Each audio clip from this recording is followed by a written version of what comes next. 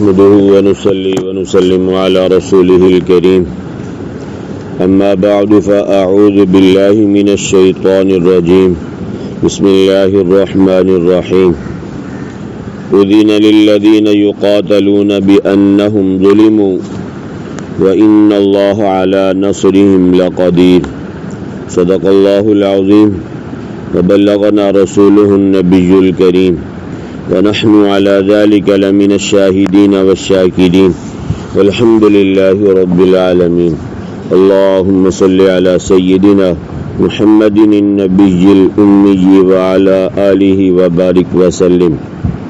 ودینا اجازت دی گئی للذین ان لوگوں کو یقاتلون جن سے لڑائی کی جاتی ہے بأنہم ظلموا اس لیے کہ وہ مظلوم ہیں وَإِنَّ اللَّهَ اور بے شک اللہ تعالی علی نصرہم ان کی مدد پر لقدیر البتہ قادر ہے. الذین اخرجوا من دیارہم وہ لوگ ہیں جو نکالے گئے اپنے گھروں سے بغیر حق بغیر حق کے الا ان یقولوا مگر یہ کہ انہوں نے کہا ربنا اللہ ہمارا رب اللہ تعالی ہے. عزیزان گرامی 17واں سپارہ سورہ حج آیت نمبر 39 اور 40 کا کچھ حصہ، یہ 1.5 آیتوں مبارکہ کا ترجمہ آپ حضرات کے سامنے کیا ہے. اس میں نبی کریم صلی اللہ علیہ وسلم کو 14-15 سالوں کے بعد جو اللہ تعالیٰ نے اجازت دی جہاد کرنے کی اس کا حکم ہے. پہلے اجازت نہیں تھی. 13 سال مکہ مکرمہ میں مکہ والوں نے تنگ کیا، پریشان کیا، لیکن یہ کہ ہر تکلیف کو برداشت کیا گیا، جہاد کی اجازت نہیں ملی. مدینہ طیبہ میں جب گئے ہیں وہاں جا کے پھر اللہ تبارک و تعالیٰ نے اجازت دی.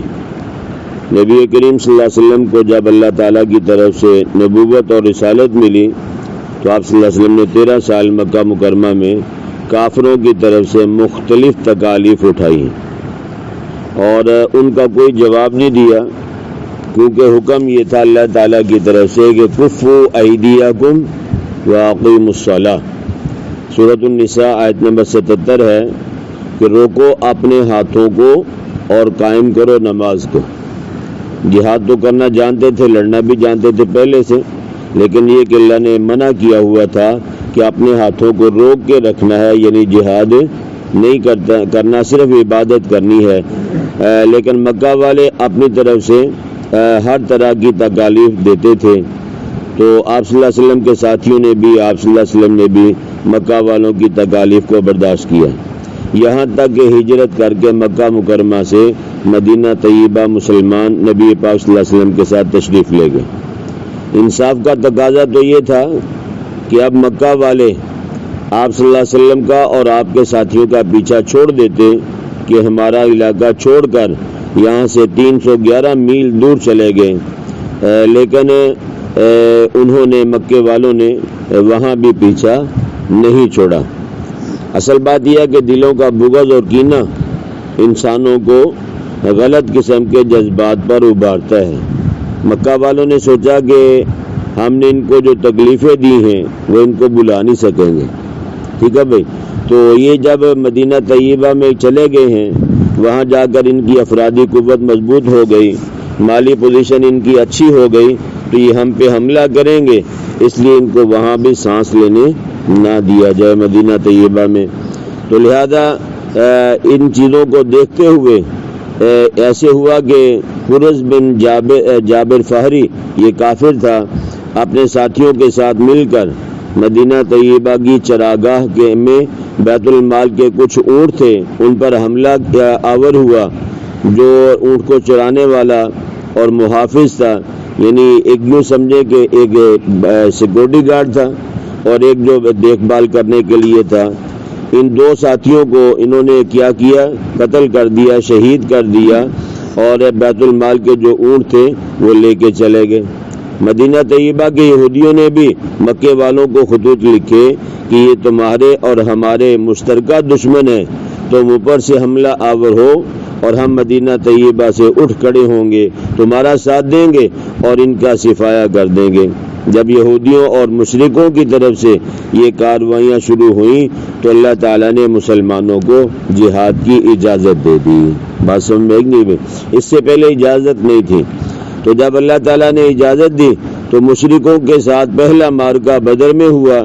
اس کی تیاری کے لیے نبی پاک صلی اللہ علیہ وسلم نے مہاجرین کو، انصار کو مسجد نبوی میں جمع کیا اور صورت حال سے آگاہ کیا، اور اس کی وجہ یہ تھی کہ جب آپ صلی اللہ علیہ وسلم مدینہ طیبہ تشریف لائے تھے تو انصار مدینہ نے کہا تھا کہ اگر مدینہ طیبہ پر حملہ ہوا تو ہم آپ صلی اللہ علیہ وسلم کا ساتھ دیں گے۔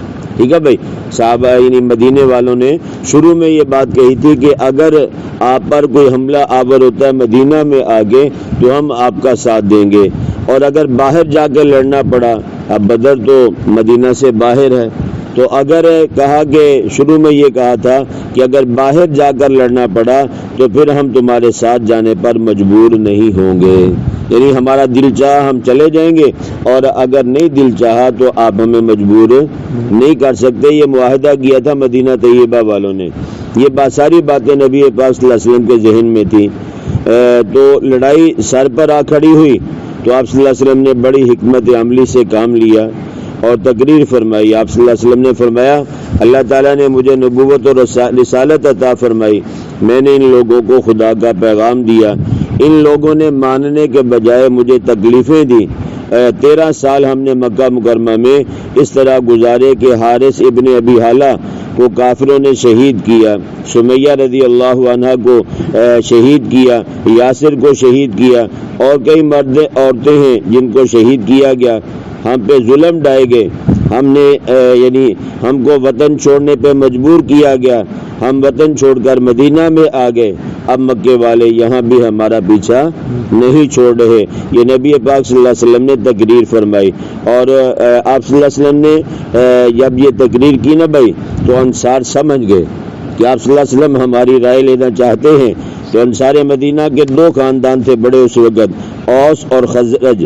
ایک سردار نے کھڑے ہو کے نبی پاک صلی اللہ علیہ وسلم سے کہا کہ یا رسول اللہ، ہمیں آپ موسیٰ علیہ السلام کی قوم کی طرح نہیں پائیں گے کہ جب ان کو قوم عمالقہ کے ساتھ لڑنے کا حکم دیا گیا تو انہوں نے یہ بات کہی سورہ مائدہ آیت نمبر 24 میں کہ فَاذْهَبْ أَنْتَ وَرَبُّكَ فَقَاتِلَا إِنَّا هَاهُنَا قَاعِدُونَ، اے موسیٰ آپ جائیں اور آپ کا اب رب جا کے لڑیں، ہم یہاں بیٹھے ہوئے ہیں، ہم لڑنے کے لیے نہیں جائیں گے۔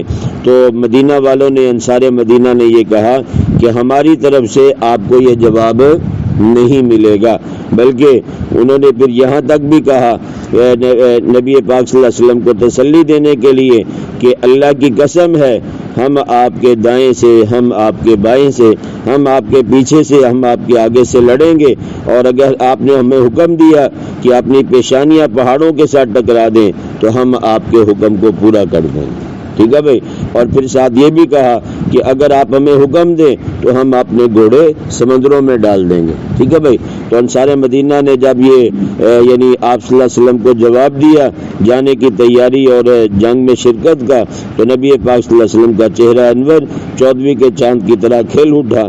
آپ صلی اللہ علیہ وسلم بڑے خوش ہوئے، اور اس کے بعد یعنی غزوہ بدر میں جب جانے کا یعنی معاملہ پیش آیا تو سارے مہاجر جو تھے وہ 74 تھے۔ 313 میں سے کتنے مہاجر تھے بھائی؟ 74 تھے، اور باقی سارے کے سارے یعنی انصار مدینہ ہی تھے۔ یہ سارے ملا کے 313 تھے۔ بدر مدینہ طیبہ سے تقریباً 80 میل دور تھا۔ کافر 1000 ہیں اور ہر طرح کا اسلحہ ان کے پاس ہے، تمام تر ضروریات ان کے پاس ہیں، اور ادھر حال یہ ہے کہ بہت سارے صحابہ رضی اللہ عنہم اجمعین ننگے پاؤں تھے، سروں پہ ٹوپیاں نہیں تھی، صرف 8 تلواریں، 6 زریں، یہ کل اسلحہ ہے۔ تو پہلی آیت کریمہ میں اللہ تعالیٰ نے جہاد کی اجازت دی ہے۔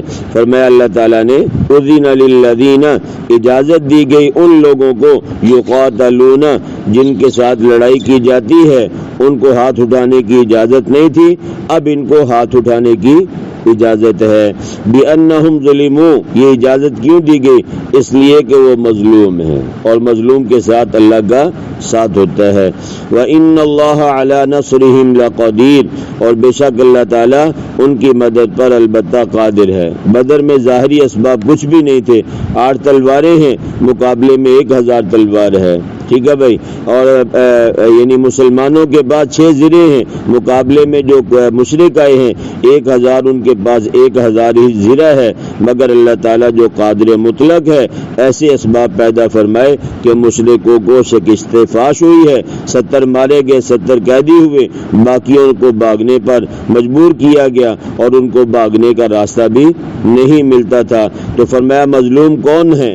آگے اللہ نے خود فرمایا الذین اخرجوا من دیارہم، مظلوم وہ ہیں جن کو نکالا گیا اپنے گھروں سے بغیر حق، بغیر حق کے، ناجائز طریقے سے، ان کا کوئی جرم نہیں تھا۔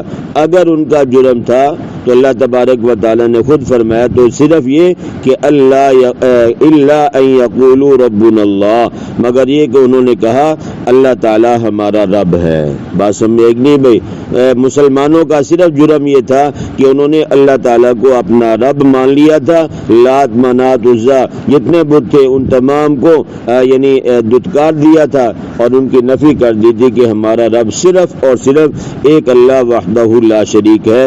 یہی ان کا جرم تھا، اسی جرم کی وجہ سے تکلیفیں بھی اٹھائی گئیں، اسی جرم کی وجہ سے مکہ بھی چھوڑا گیا اور اسی وجہ سے مدینہ طیبہ میں بھی مسلمانوں کا پیچھا کیا گیا۔ لیکن اللہ تبارک و تعالیٰ نے فرمایا کہ اب ہم نے ان کو ہاتھ اٹھانے کی اجازت دے دی ہے۔ اس کے بعد پھر بدر ہے، پھر احد ہے، پھر مختلف لڑائیاں ہیں، دیکھتے ہی دیکھتے آدھے سے زیادہ یعنی دنیا کے اوپر مسلمانوں نے، صحابہ رضی اللہ عنہم نے اسلام کے پرچم گاڑ دیے۔ اللہ کی ذات سے دعا ہے کہ جو کچھ کہا سنا گیا اللہ مجھے بھی، اللہ آپ کو بھی کہنے سننے سے زیادہ سمجھ کر عمل کرنے کی توفیق نصیب فرمائے۔